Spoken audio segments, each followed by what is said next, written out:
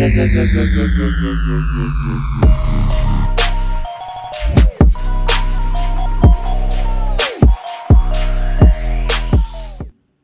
is going on, YouTube? It's the Green Shiz. Gotta start off by saying I am all in on Pokemon. I just sold a big set. One of my previous videos sold that set for a large sum of money. It was a complete first edition set. Sold that. It was a first edition Shadowless and Unlimited set.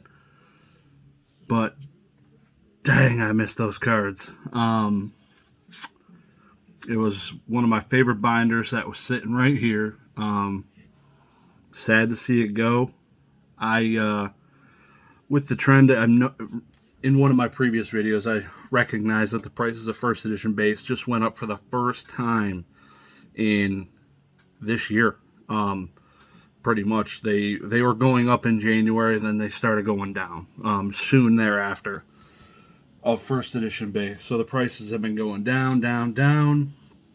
Basically got to the point now where I'm like, okay, I've been looking for first edition PSA 9 cards. I own a couple, 3, 2, and here's one. And there's another one in here somewhere. So those are a couple of my babies. But I've been looking to complete the entire set. Heritage Auctions recently had that full set go off for auction during their signature auction. I tried to buy the complete CGC graded set and ended up selling for about $40,000. Outbid me by a little bit. So that was a bummer. That was a pretty good deal because it was all 102 cards were graded. It included a CGC 9 first edition Charizard, which is now trending probably about $25,000 to $30,000 alone.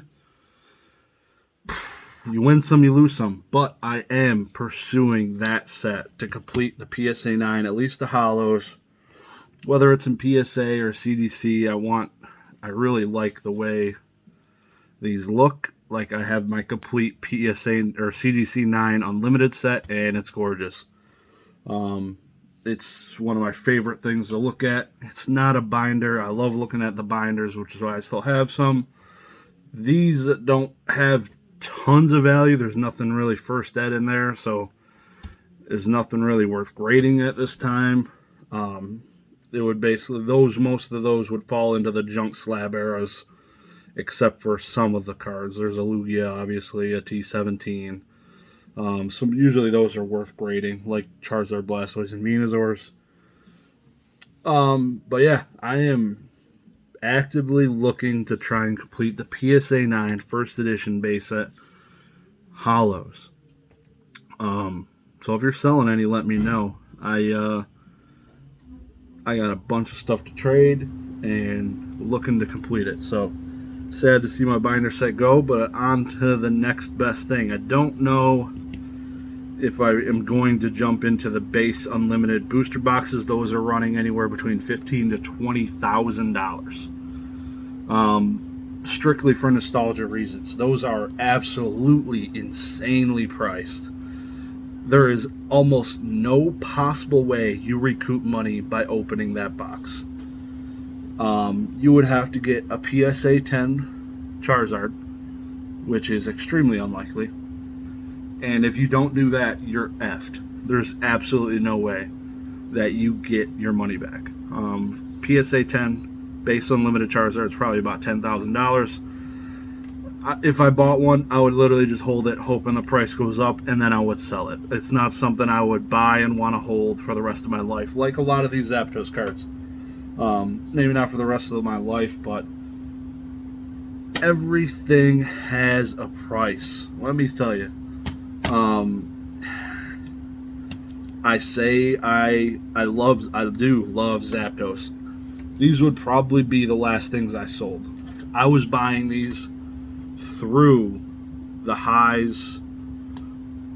So I paid high numbers for these PSA 10s. So if I sold, odds are I'd lose some money, and I don't plan on selling, but life happens. You never know. I got PSA 10 Shadowless Zapdos. You never know. Stuff can come up. Who cares? Do what you want to do. People say diamond hands, paper hands. Who gives a crap? Just do what's best for you and your family. That's why I'm doing what I'm doing. I wouldn't be into Pokemon if it did not make me money last year. And I loved Pokemon growing up. Loved it. Tons and tons of hours in the video games. Pokemon Sapphire, I've mentioned it before, was my number one. I played that probably, it was the first time I ever got a legit level 100 Pokemon, Kyogre. Every other time I never got that far, put enough hours in, but I was able to go through the Elite Four with Kyogre by himself, and it was really easy. But I'm just rambling here. Paper hands, diamond hands, who cares? Do what's best for you and your family. I got into this because I was able to make a quick profit a year ago. It's obviously evolved. Exhibit A. I have tons and tons of Pokemon that I love. There ain't no reason I'd ever sell this crap 8.5. This would sell for like $65, $70. That would probably sell less than a near mint pack fresh one. Most modern, like sports cards, unless you're getting that 10, a 9, 8.5, sells for the raw pack fresh near mint card price. Keep that in mind. Vintage, different story. It's a little different.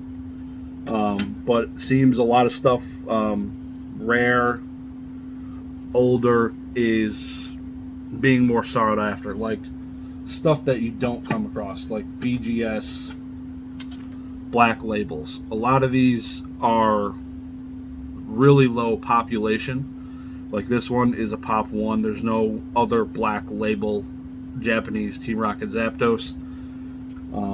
Just stuff like that. That stuff is still doing well in price. It never really tanked. It kind of just plateaued and a lot of stuff was increasing. It's been pretty crazy. So I digress. But I'm selling stuff all the time. I got stuff on my website, just constantly. These are good cards. This is a corrected version Zapdos, first edition Team Rocket Snorlax. This is one of the cheapest cards. I don't remember the price, but it's definitely one of the cheapest ones. First edition Brock, first edition Erica. So I would never grade these cards unless they were perfect condition in the unlimited form. These are first editions. Near mint, first edition. Graded a Dragonite. This is not first edition, but it's Dragonite. Everybody loves Dragonite. Just always selling. Just pump money back into the system, but I also take money for myself. Like I bought my Mustang with cash, and I love it. That was one of the best things I ever did for myself. No regrets, as people say. I love that thing, and I've always wanted one. Told myself I would get one at a different milestone in my life, but that passed me by a while ago, and I never got a chance to do it. Started having a family. I'm like, this will never happen. I'll never have a car that I could drive leisurely for fun and kiss that goodbye in my life. But Pokemon was in my life, and I got into it before the boom and was able to sell and make profits. And not the best decision I've ever made. Obviously, I could have took that money and reinvested it somewhere else and probably made a lot of money, but I did not. And I wanted something for me that just a quality of life improvement, because I loved it. So nobody should shame you for selling stuff, unless you're Gem in Pokemon. But that dude has the craziest collection of his life. Obviously, if you've not heard of him, you have issues, and you need to go check him out now. He has the highest number of PSA 10 WotC era cards, complete sets. I think he's missing 3 or 4 holographic PSA 10s from the WotC era. And I think they're pop zeros or pop ones. They're really low. I can't remember. I know he just picked up the Blissey, and he just got the PSA 10 Slowking, but just absolutely insane. Dude has the craziest collection I've ever heard of in my life. Anyways, I just wanted to get on here, let you know it's not a bad thing to sell cards. Do it for whatever reason's right for you, man. Just buy, sell. If you're flipping, I respect the hustle. You're getting out of bed early. You're going buying stuff. I get it. It's you're not stealing from kids, but kids could get that stuff in the stores. I get it, but do what's right for your family. Obviously, you're not doing this. Most flippers are not flipping to buy drugs, and usually they're doing it to better themselves and make money. And Pokemon's going to print product, as you're seeing. There's the last few sets have been printed to the sky. Just, you can get anything. I don't know. Chilling Reign had a lot of hype behind it, and it still does. Like some of those like alternative art birds, man, they're not the cheapest things and not the most expensive either, but the real tester will be this next set, I think. I feel like I've said that a couple times, but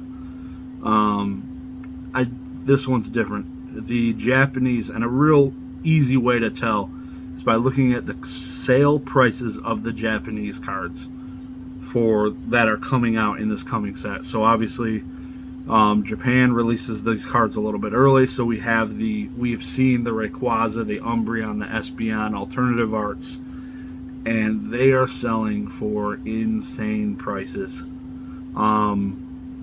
Outlast, I was seeing $500+ raw for Rayquaza alternative art, and that's screaming Charizard from Darkness Ablaze when it dropped, Champion's Path when it dropped, just insane. Shining Fates, Charizards, just those popped off like crazy. So I think this set has a lot of momentum behind it. It's gonna do well. This again, I believe, will be a set scalped at the stores for kind of the first time in a while, because a lot of stuff hasn't been being scalped, because it is $3.99 a pack for Chilling Reign, the newest set. So it's usually not a problem getting those. I still have 5 of my ETBs that I'm not holding them to invest because I know they ain't gonna do nothing. Guess you never know, because you look back, and if you look back a year, all those ETBs are probably increased in price, but who knows where we're going to be next year when it's after the 25th anniversary. Prices could go anywhere. So do what's right. Time the market. Z&G Emporium just finally got back on the bandwagon and also realized the prices have gone up for the first time. So check that video out. He does a whole spreadsheet breakdown, and he has it on his website actually. Keeps it up to date for first edition base or base set, and just for the first time, like I mentioned a couple weeks ago during the PWCC, that the price went up. So he is a little late to the game, but he's here with us now. So good job, Z, for catching up. Anyways, appreciate you guys coming out. I try and keep you guys posted, different stuff going on. Got a crazy adventure coming up here personally, and looking forward to it. Talk to you guys. You have a great evening. Peace.